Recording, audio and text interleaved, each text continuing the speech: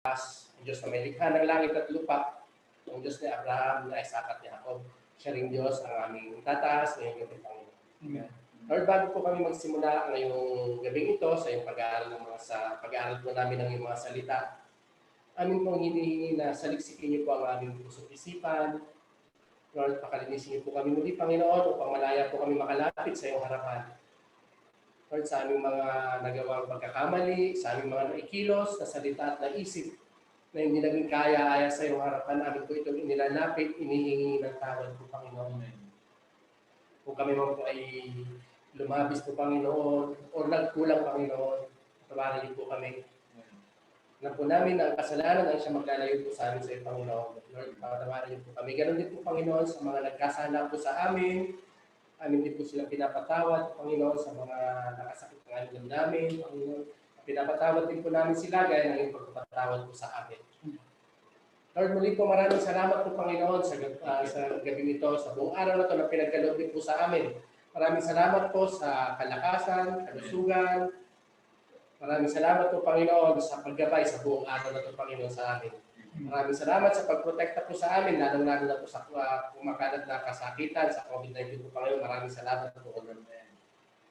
Lord, maraming salamat din po sa pagkakataon sa gabing ito na yung pinagkaloob po sa amin upang pag-aralan ng iyong salita, Panginoon. Maraming salamat po. Maraming salamat po sa buhay ng bawat isa na nandito, Panginoon. Maraming salamat po sa kasiyahan sa kanilang mga puso upang mag-join po sa Bible study na to at marinig ang iyong mga salita, ang iyong message po, Panginoon. Sa gabing ito, Panginoon, hinihiling po namin ang iyong paggabay po sa bawat isa po sa amin. Buksan niyo po ang aming puso't isipan upang ma-receive po namin ang iyong mga salita, tumiho sa aming puso, magrema sa aming puso upang magamit po namin bilang isang Kristiyano, Panginoon. Amen. Lord, gabayan niyo po si Kuya Dan na siyang tatayong tagapanguna po sa amin sa araw na ito. Siyang magtuturo ng iyong mga salita. Ilagay niyo lamang po siya sa inyong likuran upang pawang mga salita mo lamang mabutawi sa kanyang labi. And din po, bigay niyo po ang wisdom na kanya kakailanganin, ang gabay ng banal na Espiritu Santo, Panginoon, bigay niyo po sa kanya. Amen.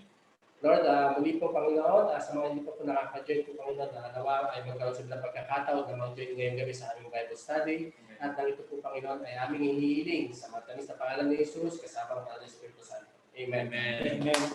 Amen. So, welcome po lahat muli dito sa training center sa kayo din sa online. Ay yung purpose po ng yung pag-aaral natin po ng salita ng Diyos ay isa lang po yung purpose niya upang mas makilala natin ang ating Panginoong Hesus. So yan ang purpose na natatandaan natin sa ating pag-aaral ay yung para po makilala natin siya at mapalapit tayo sa Kanya. Yun po yung ang ating pangunahing dahilan kung bakit tayo nag-aaral ng salita ng Diyos. Ngayon, yung sa ating pag-aaral, para po maging progressive at maganda itong pag-aaral natin ay pag pwede kayo magtanong. Kung mayroon po nais na katanungan, i-open nyo lang yung mga mic nyo at magtanong lang kayo. Stop nyo lang, stop. Kahit konting medyo hindi naintindihan o kaya medyo garbled yung dating ng audio kasi po parang nakakaproblema kami sa internet. May problema tayo sa internet. Kasi parang babagay yung audio natin. I-stop nyo lang ako at pwede kami magtanong o kaya pwede yung paulit yung ating yung mga nababanggit ko na. So muli, kami po ay pakilala ko muna yung mga sarili namin. Ako, si Pedan, si Iraki, si Kuya Chris. Nandito makilala niyo na yung mga tao dito sa loob. Kami po yan. Kami po ay yung sa taga Jesus First Christian Ministries. Kami po ay mga Kristiyano nandito po sa Jeddah. Kapit simbahan namin ito si Franklin. Magkalapit na kami. So, mag-share lang po ako. Mag-share ako na Okay. Madali po. Madali lang po. Share.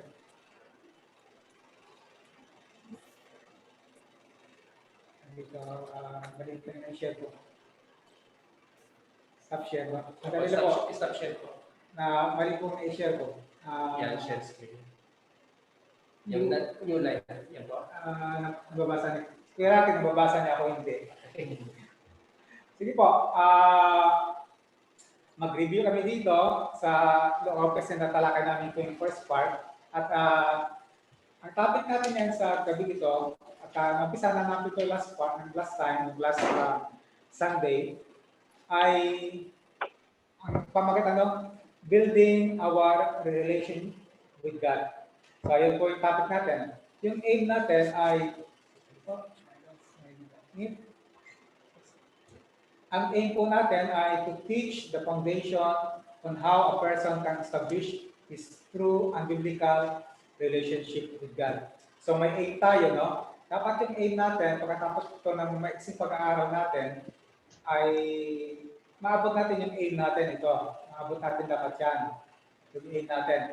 Kung hindi natin maabot yung ang aim natin, sa tingin nyo din yung nabot, ay pwede kayo magtanong para po kung mayroong dagdag na kasagutan sa mga nasa isip nyo.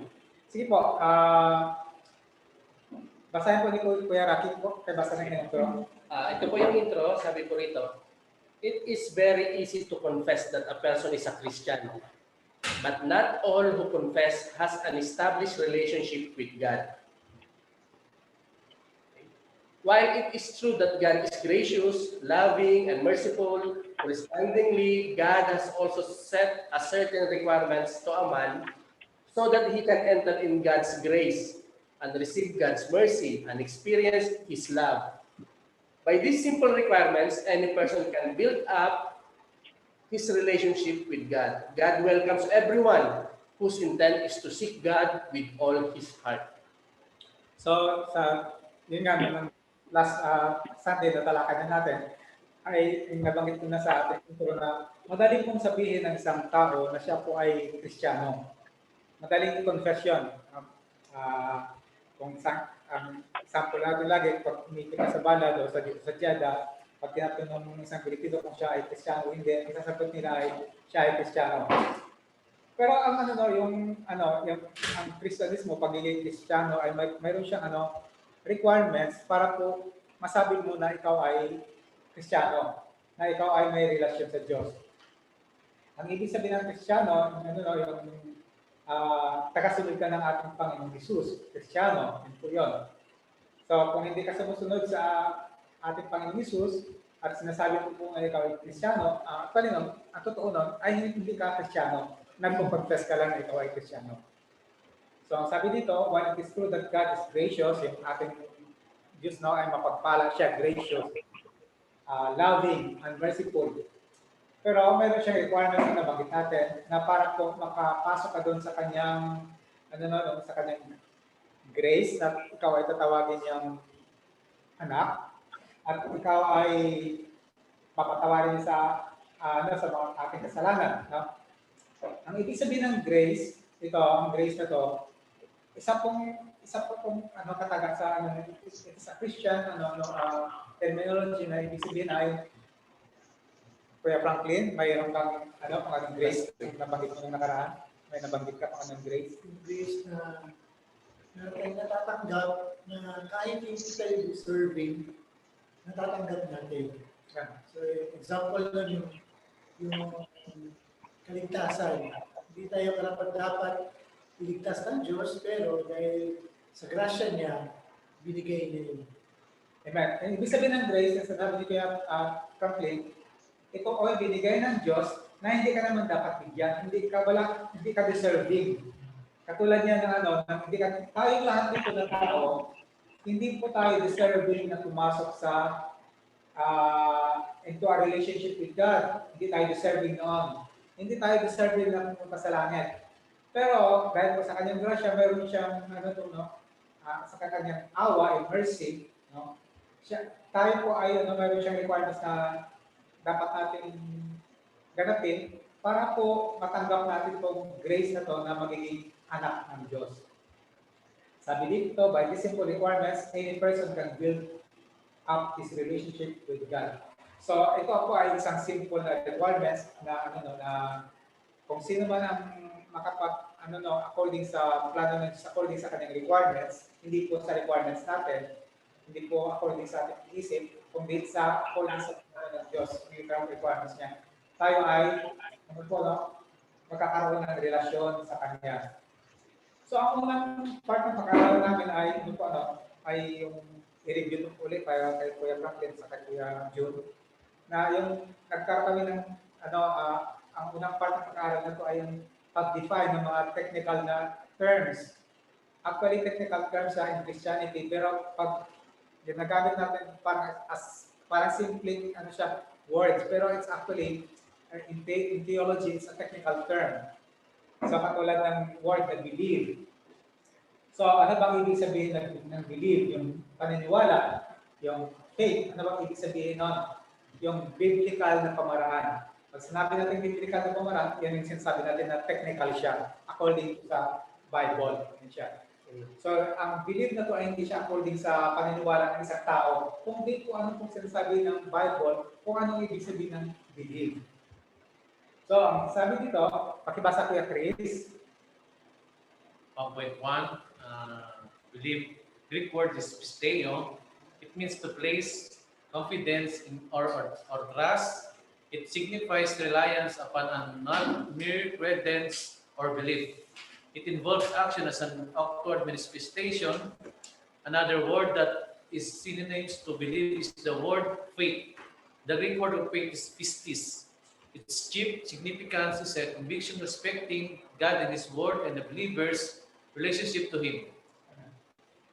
So, itong ibig sabihin ng believe sa sa Greek. Bakit po Greek po ang nalalaban natin bakit Greek yung pinagkunan natin ng word na believe? Nalalaban natin. Kasi yung New Testament is Ang New Testament ay nakasulat sa Greek. Yun. So, ang ibig sabihin, ang pinagkunan natin ng definition ng belief ay yung New Testament. No? Mayroon din siya sa Old Testament, pero hindi na natin matutalaka yun. Ang sabi dito, ang belief ay may confidence ka or trust. Ibig sabihin, kung ako ay naniwala, halimbawa sa example lang, kay Kuya June, pag sinabi ni Kuya June na Kuya Dan, pairam ng susi. Hindi na ako nagtatanong sa kanya, ano mo yung susi ng kotse? Example lang kotse, bibigay ko na sa kanya. Kasi, ibig sabihin nun, nagtitiwala ako sa kanya, may confidence ako. Bakit? Dahil po kilala ko ang kanyang karakter. Pag kilala mo yung karakter ng tao, ay hindi mo na tinatanong kung anong gagawin niya. Karang sa akin may bahay din. Pairan ang inyong ATM card. Di ba? Sa mga sa ating sa mga lalaki, ano mong gagawin sa ATM card? Gagastos ka na naman. Ganon. Pero dahil may tiwala sa iyong misis, sa akin, bibigay ko sa kanyang ATM card kasi kilala ko siya. Yan. Kilala ko siya, hindi siya bibili ng mamahalin na hindi naman kailangan. Yun ang ibig sabihin ng believe. Halimbawa, yung example natin na nakaraan yung mga prostitute, mga magnanakaw. Pag tinanong mong nagnanakaw, ikaw ba ay nagtitiwala sa Diyos? Sasabi ng magnanakaw, oo, nagtitiwala ako sa Diyos. Pero, nagnanakaw siya. Ibig sabihin, ang sinasabi niya nagtitiwala siya sa Diyos, hindi talaga siya nagtitiwala sa Diyos. Kasi, bakit? Kasi nagnanakaw siya. Kasi, ano ba, ibig sabihin sa kabila ng magnanakaw, magpipray ako, nabibigyan ako ng pagkain ng Diyos. Kaya lang, medyo gutom na siya, nagutom na, nanulipas na yung gutom niya, hindi na siya niwala sa Diyos, nagnakaw na. Yun, ang belief niya ay hindi biblical belief. So, another term ang belief ay faith. Ang pakaulugan nito sa translation nito, literal translation ay pistis. No, the same din yung kanyang ibig sabihin ng the word believe. Mayroon kang conviction respecting God and His Word. So, ibig sabihin, naniniwala ka sa sinasabi ng Diyos. Kung may paniniwala ka naniniwala ka sa salita ng Diyos, ang Bible. So, ayun ang ibig sabihin. Nire-respeto mo yung kanyang salita, nire-respeto mo ang Diyos. Ang ibig sabihin nun, kung nire-respeto mo ang salita ng Diyos, ikaw ay mayroong faith. Pag hindi mo nire-respeto o pinapaniwalaan ang Bible, yung salita ng Diyos, ibig sabihin, ang faith na sinasabi mo ay hindi po yung biblical faith. Yun. So, sa Romans 10:17, pakibasa Kuya Franklin, sige na Franklin, Romans 10:17. Ito ang natin text, one text. Ay, ito pala. Sige ba yan? Franklin, pakibasa. Okay, sabi dito, Romans 10:17. So then, faith comes by hearing, and hearing by the word of God. Sabi ni Kuya Franklin, ang faith daw comes from hearing and hearing the word of God. So ang faith, ibig sabihin, ay dumarating yun sa tao sa pakikinig ng salita ng Diyos. Ibig sabihin, kung katulad nito ng Bible study na to, nakikinig tayo sa Bible study, dumadating sa atin yung faith. No? Ang faith ay hindi po yun, hindi po siya nagkakaroon ng faith sa pamamagitan ng paggawa. Ulitin natin. Ang faith po ay hindi po dumarating sa tao sa pamamagitan ng paggawa ng mabuti. Hindi natin yon. Ang faith comes from hearing and hearing the word of God. So, ibig sabihin, kung ikaw ay nagba-Bible study, ikaw ay nagbabasa ng salita ng Diyos, ikaw ay nakikinig sa mga sermon, nakikinig sa mga worship songs, malaking ang chance na darating sa iyo yung panampalataya. Ang paggawa ng mabuti ay hindi po yung hindi po dumarating yung faith doon. Question so far sa mga nabanggit na? May question ba? Kuya Ernesto, may tanong, may nice i-clarification? Wala naman, sir. Ano po? Si Miss. Sige po, Ate Mrs. Makanong. Wala naman, sir. Okay. Si Nori. Karating ni Nori, no? Si Ate Sheila Galaxy, si Ate Kenneth, mayroon bang tanong? Saan? May chat ko kayo. Wala po, sir. May ano lang ako, may share.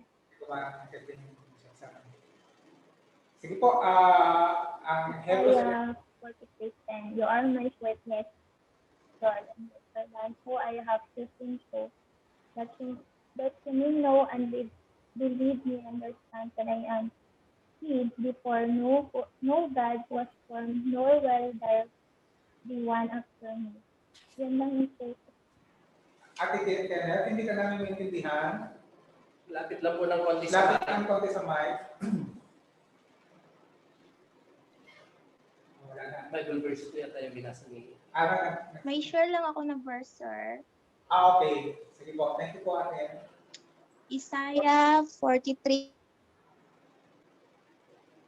says, declare the Lord, and my servant, one I have chosen so that you may know that, and I believe me and understand that I am He. Before me no God was formed, nor will there be one after me. So, sabi niya, Yeah. My favorite pressing that with all your heart. Narinig niyo ako, sir? Okay po. sige po. Salamat po. Sige, sa Hebrews 11:6, Ito po, meron po. prayer. May na kasi signal ko eh. Okay lang po, Ate Kenneth. So, ito po, sa Hebrews 11:6, nasusulat po rito. At kung walang Yan pananampalataya, lang po, sir, yung Isaiah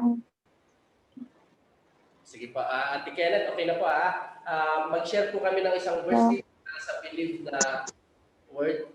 Sabi po rito, Hebrews 11:6, at kung walang pananampalataya, ay hindi maaaring maging kalugod-lugod sa Kanya. Sapagkat ang lumalapit sa Diyos ay dapat sumasampalatayang may Diyos. At siya ang tagapagbigay ng ganti sa mga sa Kanya ay nagsisihanap. Amen. So, ibig sabihin, ang sinasabi ko sa iyo, Hebrews 11:6, hindi po nalulugod ang Diyos pag ang tao ay walang pananampalataya. So, yun ang ibig sabihin sa Hebrews 11:1 po yan. Sabi po, no?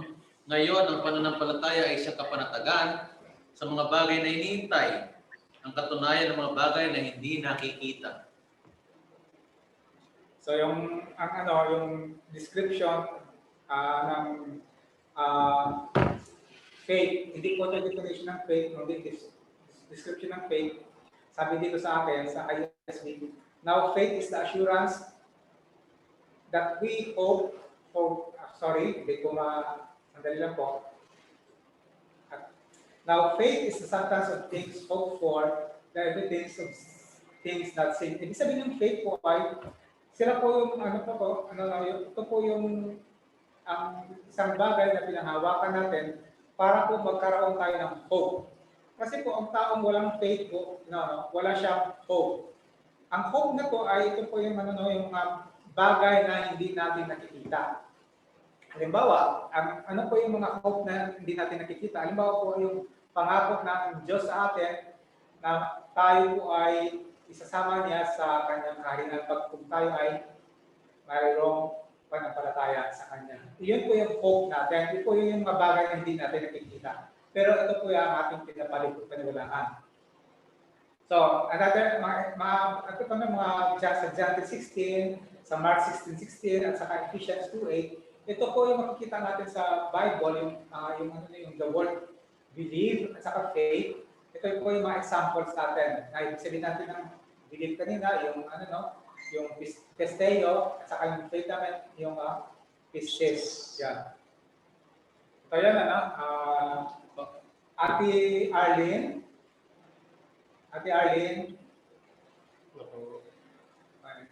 Nakikinig lang po na sa Luluto si Richie. Si Ate Kenneth, magbasa Ate Kenneth ng John 3:16.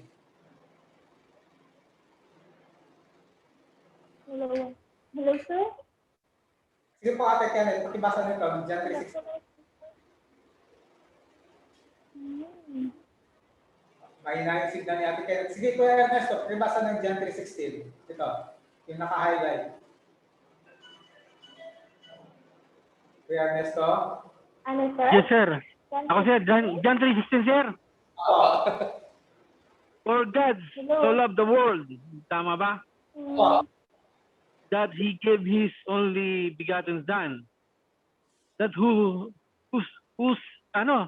whosoever believeth in Him should not perish, but have everlasting life. Yun ba yun? Sige, Kuya Franklin, ano yung sabihin na ng John 3:16? Sabi, for God so loved the world. God so loved the world that He gave the only begotten Son, and all these things, right? For the Sige, okay na. God so loved the world that He gave Tanay po, only begotten Son. Okay, so yun, pagmamahal ng Diyos, diba? Mayroong degree, may song. Sobrang pagmamahal ng Diyos sa sanlibutan, kaya binigay niya kanyang buktong na anak. Okay? Sino yung anak niya? Jesus Christ. May kondisyon. Kung sino man maniwala, manampalataya sa kanya ay hindi mapaparusahan, kundi magkaroon ng buhay na walang hanggan. Amen. Okay? Pag merong sa Panginoon, pag merong regalo, may kondisyon. Okay? Katulad dito, kung gusto mo ng buhay na walang hanggan, manampalataya ka sa kanyang buktong na anak na si Kristo. Sige, Kuya Chris, pakibasa Kuya Chris ng Mark 16:16. Mark 6:16. He that believeth and is baptized shall be saved, but he that believeth not shall be damned. Kaya lang, sinasabi na, ang maniniwala ay maliligtas. Ayan, maliligtas. Ayan, ligtas. Past tense yan ang save. Pero kung hindi ayaw maniwala, will be damned. Ibig sabihin ay punta ka sa dagat-dagat ng apoy. Kuya Jun, pakibasa na rin ko yung Ephesians 2:8. Ephesians 2:8. 2:8. For by grace are you saved through faith, and not of yourselves. It is the gift of God. Amen. So makikita natin dito, ang grace, at yung sinasabi natin kanina, yung binibigay ng Diyos sa atin na hindi naman tayo karapat-dapat bigyan, pero binigyan niya tayo. Sabi din dito, for by grace, you are saved. Ang sabi dito, saved. Past tense. Hindi po future tense. Tandaan natin yun. Past tense. Ibig sabihin kung maaari mo malaman ngayon kung maligtas ka o hindi ngayon. Past tense. Hindi po yung mamamatay ka na sa kampo lang malaman kung impyerno ba o lalim ang pupuntahan mo. For by grace you have been saved. Past tense, through faith, sa pamamagitan ng pananampalataya. And not of yourselves. Ibig sabihin, hindi po sa mabubuting gawa natin. It is a gift of God. Yun. So, ibig sabihin, kung ikaw ay may pananampalataya, na totoong yung pananampalataya, mayroon kang biblical na faith, may biblical na belief, na ibig sabihin, may pisteo ka, may pistis ka, ikaw ay ligtas, saved, past tense. At ito ay hindi po dahil sa mga ginawa natin na mabuti. Ito po ay kaloob ng Diyos, gift siya ng ating Panginoong Hesus. At sino yung gift na yun? Ang binasa kanina ni Kuya Franklin, ito yun, for God so loved the world that He gave His only begotten Son. Yun po yung gift, yung only begotten Son. Siya po yung gift na yan. Siya po yung gift na yan. So, yan. So, far ba may tanong? Bago tayo mag-jump sa 122. Sige, pag wala na, natapos natin yung faith, believe, tapos ito na tayo sa receive. Si Kuya Rocky, Sabi po rito sa 1.2, receive. It means to take, to encounter, to experience. To receive Jesus means to make Him the ruler of your life. The attitude of a person in receiving Jesus is humility and full surrender to His will and to acknowledge His Lordship. Amen. Sige. So, ang ibig sabihin kung may gift tayo, kanina, yung gift, andyan, yung gift of God, kung paano natin matanggap yung gift of God na yan, i-receive natin yung gift of God na yan.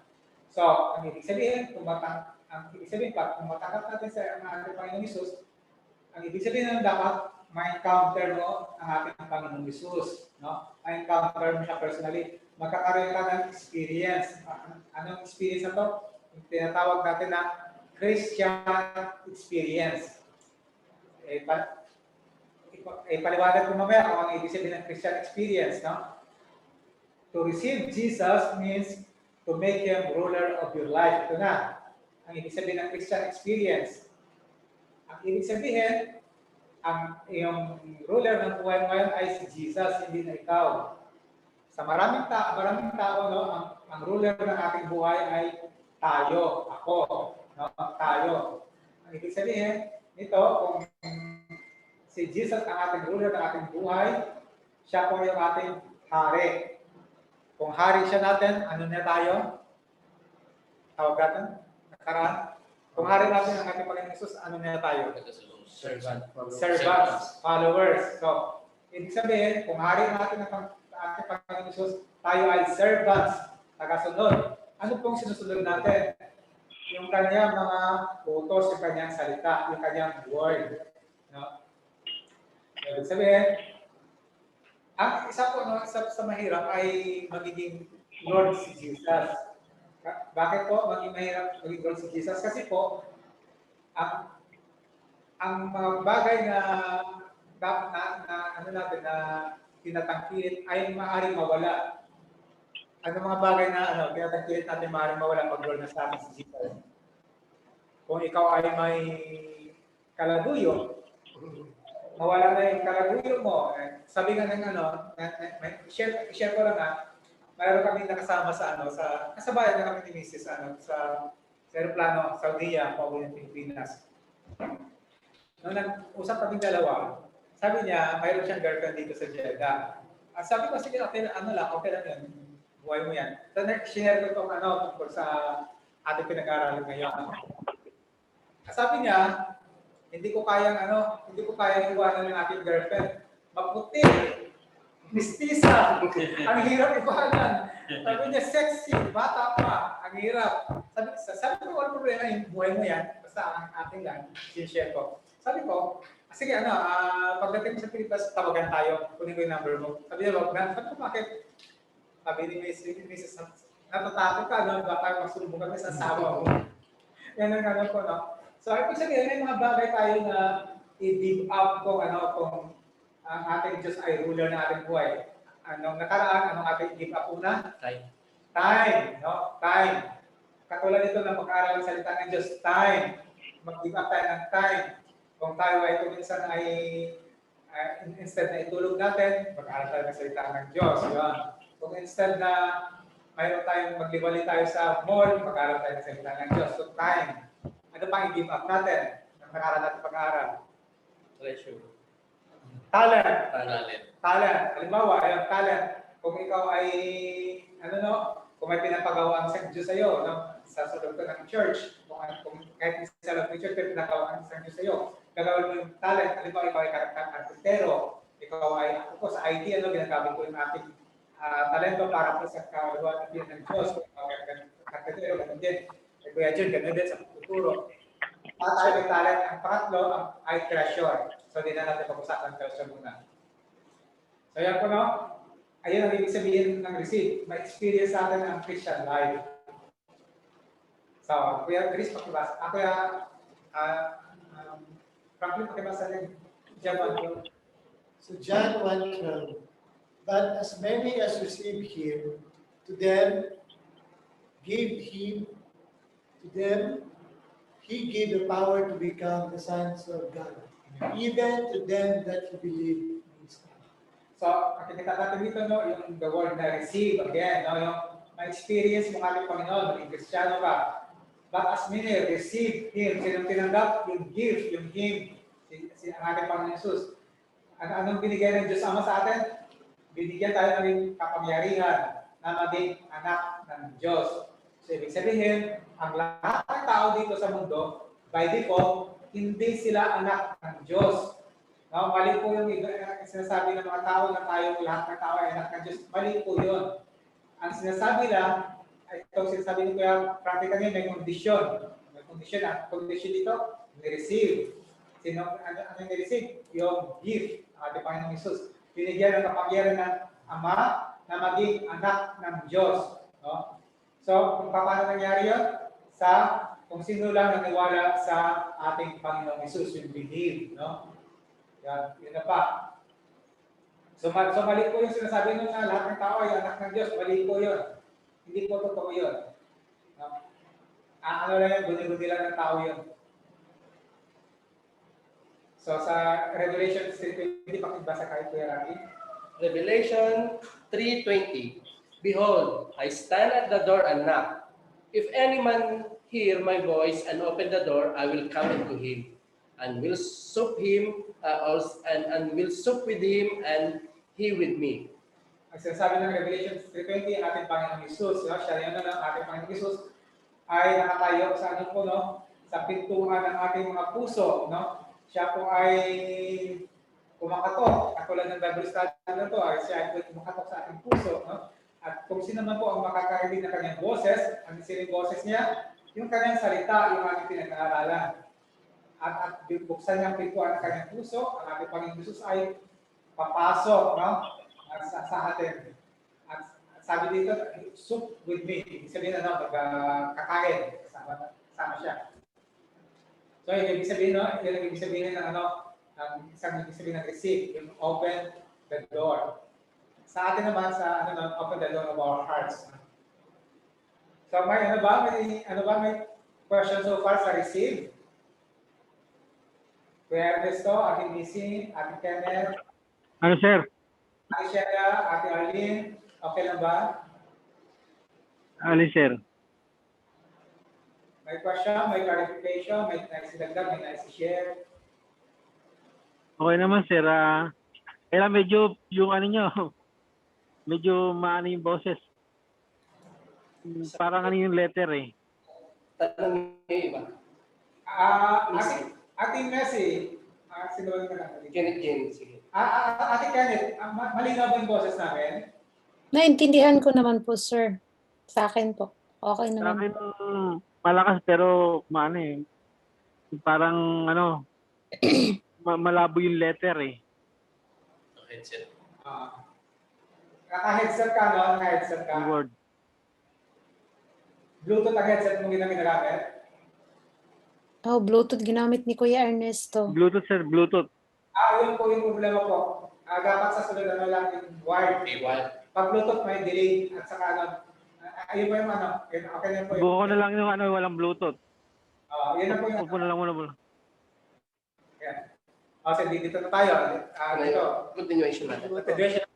Para dito sa, kasi palakay na natin doon nakaraan para kay Kuya, Jonas. Sir, excuse muna po ako, sir, ha? Babalik na lang po ako. Tapusin ko lang po yung work ko po, sir. Sige po, Thank you po. thank you po. Salamat po, Ate Miss. Sana pagbalik ko na naman pa kayo. Tapusin ko lang saglit po. Thank you. Thank you. Sige Kuya Jim, pakibasa po ng 1.3.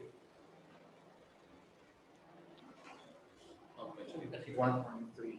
Repent. Greek word is metanoia, where meta means after, implying a change, no. Perceive, knows, the mind, the seat of moral reflection. Literally, it means to perceive afterwards. It signifies to change one's mind or purpose involving a change for the better. It begins not from the outside, but from the inside. It starts from our own mind because our mind is the seat of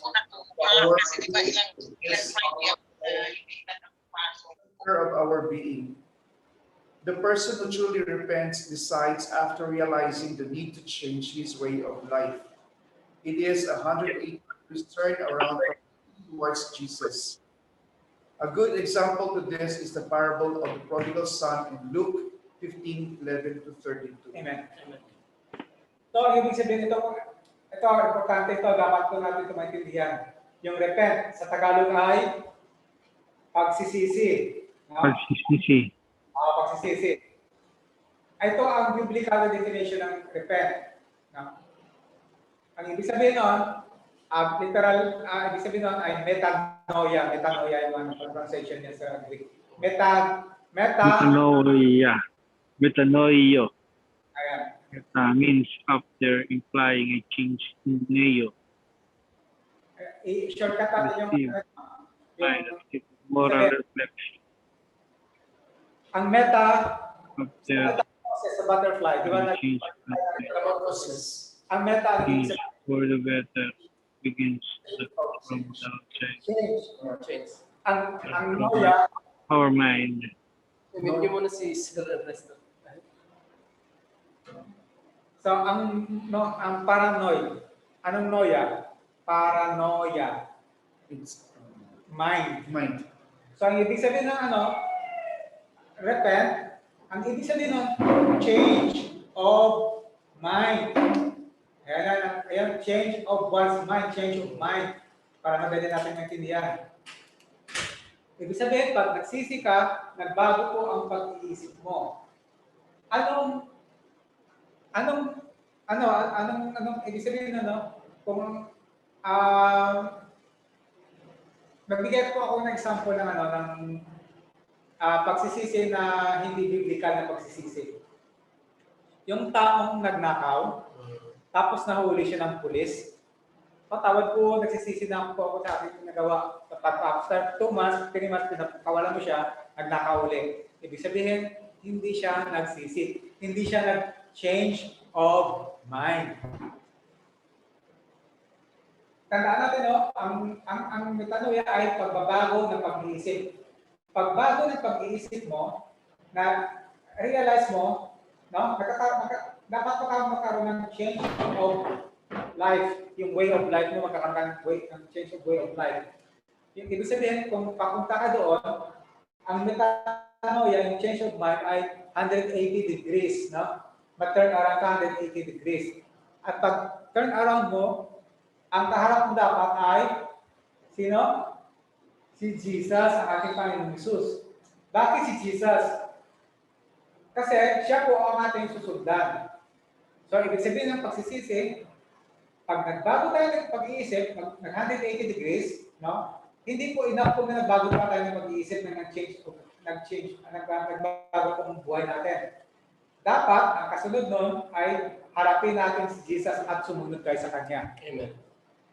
Hindi po maaaring, hindi po natin magkakawag ng pagsisisi na ikaw ay tumalikod sa kasalanan at tumalikod, literally, kung nagnanakaw ka, hindi ka na nagnanakaw, pero hindi ka naman tumalima sa ating Panginoon Hesus, hindi ka sumunod sa Kanya. Hindi pagsisisi tawag doon sa Biblia.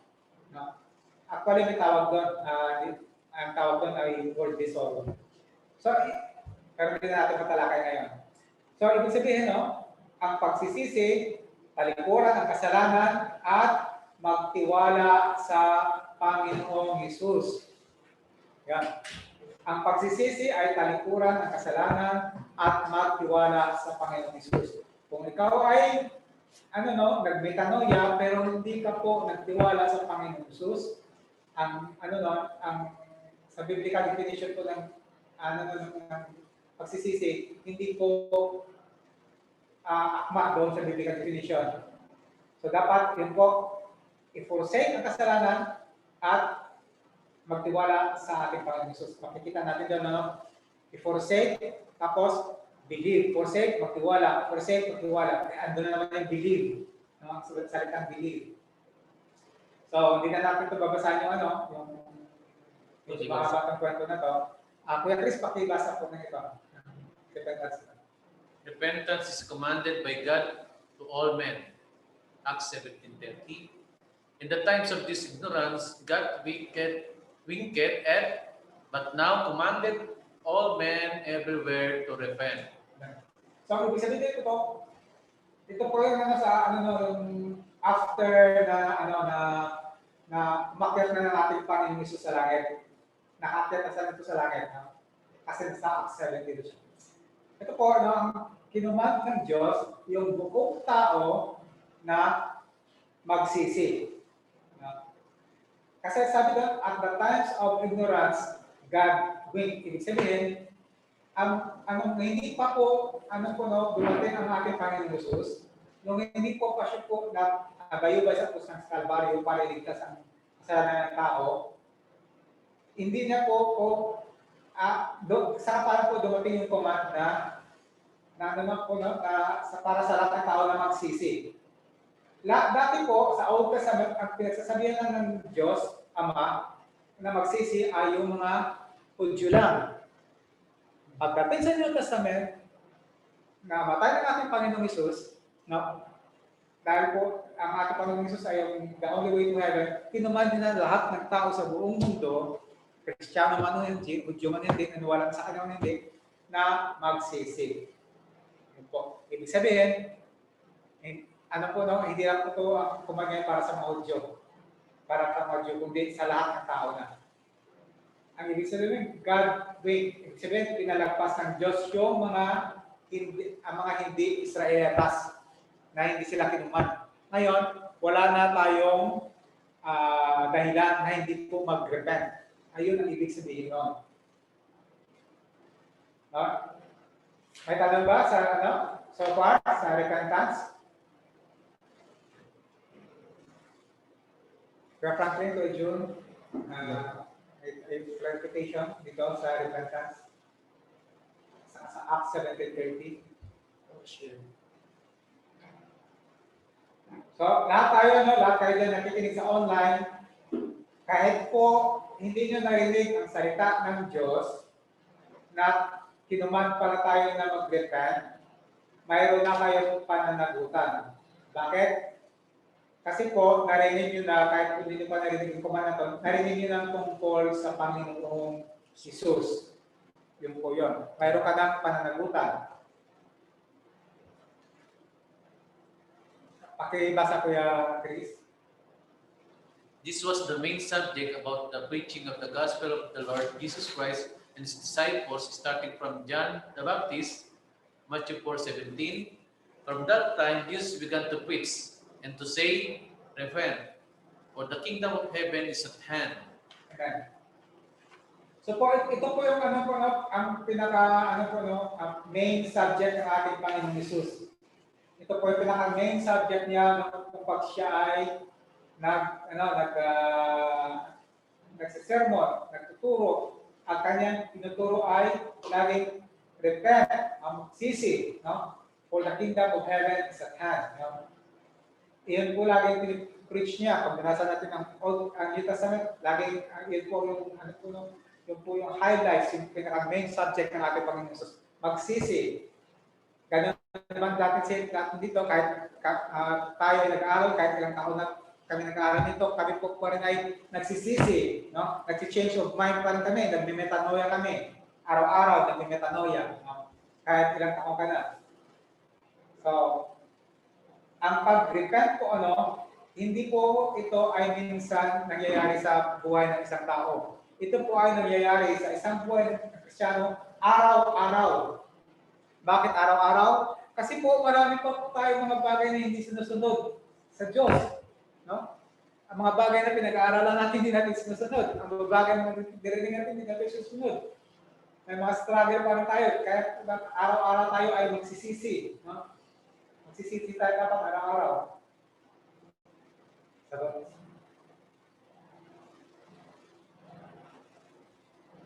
Bro, 9 o'clock ka, no? 9 o'clock. Kuya Frankie, makibasa ito. Kuya Frankie.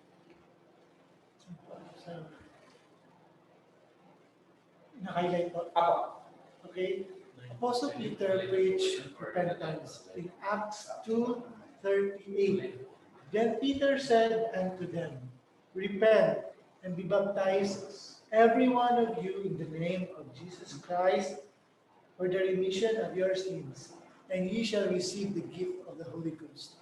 Amen. So, ang kinakausap nito ni Peter, yung mga Hudyo. Sino yung mga Hudyo na yun? Yung pong nagpapako sa ating Panginoong Hesus, yung pinakausap niya sa Acts 2:38. Tapos, kwento ko na lang para madali, no? Kinakausap niya yung mga ng mga Hudyo. Ang dulo nito, sabi niya, ay yung mga Hudyo, ang pinadala ng anak ng Diyos kasi si Kristo ay yung pala tinako sa krus, yung pinatay. Tapos na-realize ng mga Hudyo na sila po ay nagkasala. Sabi ng mga Hudyo sa Acts 2:37, "What shall we do?" Ang totoong nagsisisi, ang tinatanong niya, ano po yung gagawin ko? No? Magsisi ka. Paano? Ano po yung gagawin ko? Sabi ng So, ito po sinabi ng Peter sa kanila. Repent, no? Mag-metanoia, mag-change of lifestyle, tumalikod sa kasalanan, at magtiwala sa Panginoon Hesus. Ibig sabihin ng repentance. No? And be baptized. Ang ibig sabihin nito, ang baptized hindi yung kasama sa para maligtas ka, kundi ito yung pag-aaralan sa atin sa sunod, sa 1.4. Every one of you in the name of Jesus Christ for the remission of sins. Ibig sabihin, for the forgiveness of sins. And you shall receive the gift of the Holy Ghost. Pag ikaw ay tinanggap si Jesus Christ as Lord and Savior, nag-repent ka, tinatawag yung kasalanan mo, at ang sunod mangyayari ay tatanggapin mo yung gift, another gift, hindi lang po yung ating Panginoon Jesus, another gift siya, yung Holy Spirit. Tanggapin dito niya. Siya po ay mananahan sa lahat po ng mga Kristiyano, sa lahat po ng mga tao na niwala sa ating Panginoon Jesus. Ang banal na Espiritu, ang siya pong mananahan. Siya pong magiging guide natin sa ating buhay Kristiyano. Sige, sa pang-example ng repent, Kuya John, makibasa sa Acts 3:19. Acts 3:19. Repent, ye therefore, and be converted, that your sins may be blotted out, when the times of refreshing shall come from the presence of the Lord. So, ayun, magsisi, no? Magsisi kayo, talikuran ng kasalanan, harapin ang ating Panginoon Jesus, magpagtiwala sa Kanya. Therefore, pag nagsisi ka, ang mangyayari sa kayo ay magiging Kristiyano ka, magiging alagad ka ng Diyos. Ang Kristyanismo po ay hindi po siya isang membership, no? Na gusto ko maging Kristiyano. Hindi po yon. Ang maging Kristiyano ka, kung tinanggap mo si Jesus Christ as your Savior and Lord, no? Nagsisi ka, na ano ka na. Ang nag-convert sa iyo ay ano ng pag-aralan, later on ay banal na Espiritu, siya po yung agent, pero hindi natin tatakay yan. That your sins may be blotted out. No? Kaya po ang mga ano po no, ang naniwala kay Kristo, no, nagtiwala sa Kanya, ang kanyang kasalanan ay mabubura. Kaya nga po, ang Kristiyano po, ang tunay na Kristiyano ay going to heaven siya. Hindi mo kailangan mamatay para mapunta sa langit. Dito pala sa lupa, ang nakaraan natin pag-aaralan, pwede mo nang malaman. Bakit? Kasi po, ang inyong kasalanan ay was blotted out. Makikita natin sa Ephesians 2:8, no? Yung by grace, you have been saved. Past tense, no? Dito, blotted out, no? Or past tense yan. So, ibig sabihin, ang pinaka-key para po ang ating pagsisisa tayo, yung biblical definition ng pagsisisi ay talikuran ng kasalanan at magtiwala sa ating Panginoon Jesus. Yan ang ibig sabihin. Sana lang. Kaya Chris, dito tayo magtatapos. 2 Peter 3:9. The Lord is not slack concerning His promise, as some men count slackness, but is long-suffering to usward, not willing that any should perish, but that all should come to repentance. Amen. So, hindi po slack ating Panginoon Jesus. No? Hindi siya mabagal. Kasi gusto niya lahat ng tao, ay hindi siya willing ng tao ay ma-perish. Gusto ng nais niya lahat ng tao ay magkaroon ng pagkakataon na magsisi. Yan ang ibig sabihin nun. So, may question so far? Kuya Rocky, Kuya Chris, may dagdag, nice dagdag. Muli na naman po. Okay naman po yan. Kuya Ernesto, Ate Lizzie, Ate Shiana, Ate Kenneth, Ate Arlene, may tanong ba? Clarification. Ito naman po ay naka-record, ay Pwede share na. yan na natin, pwede namin ito i-share sa YouTube. I-send namin yung mga link, pinag-aralan natin para ma-review nyo. At sa pag-review nyo, ay makakaroon kayo ng tanong, bakit anong sinabi ni Kuya Dan? Bakit parang hindi ko maintindihan? O bakit parang kailangan further clarification? Yan. Kaya Franklin, may nice dagdag sa pag-aralan. Basta yun na lang share siguro para makapitan natin siya. Pati yung chat nila. Baka may tanong dyan sa chat nila. Yan, Isa Teresa. yung treated. So, ano po, may clarification. Kuya Ernesto, may Kuya Richie, Kuya ba si Richie? Ano po? Si Ate Arlene, Ay, Ate po si Lizzie, Ate Sheila.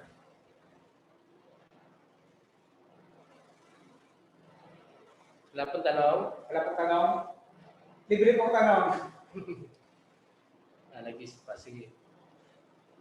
Bale, yun nga, i-upload na po namin yung video para next week kung sana kung maka-join po kayo ulit, baka may tanong po kayo, then i-clarify po natin next week yung tanong, no?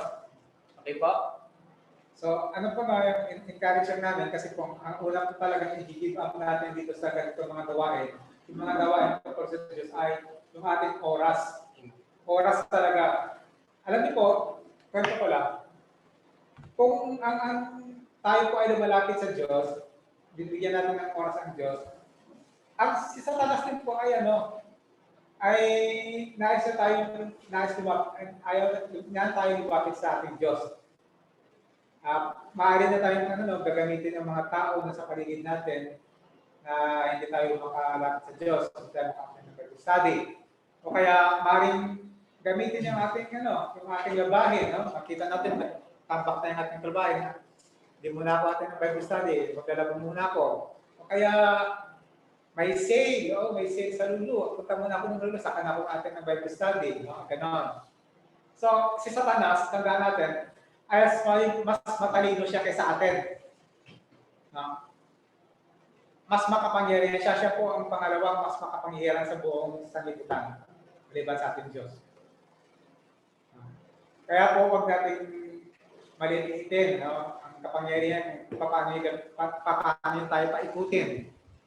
So, bigay kayo ng oras, no?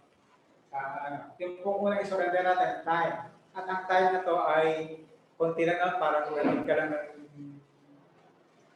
Parang bago matulog, isang Facebook lang yun. Saglit lang na isang oras. Mas mahaba pa nga yung Facebook natin pag natutulog. Parang nanonood lang ng kalahati ng pelikula. Yun, ganun lang. 2 episode lang ito ng mga Korean novela natin. Yeah. Ganun lang. Worth it naman po kung palagi po tayo magkakasama sa pag-aaral. Encourage ko lang sa inyo,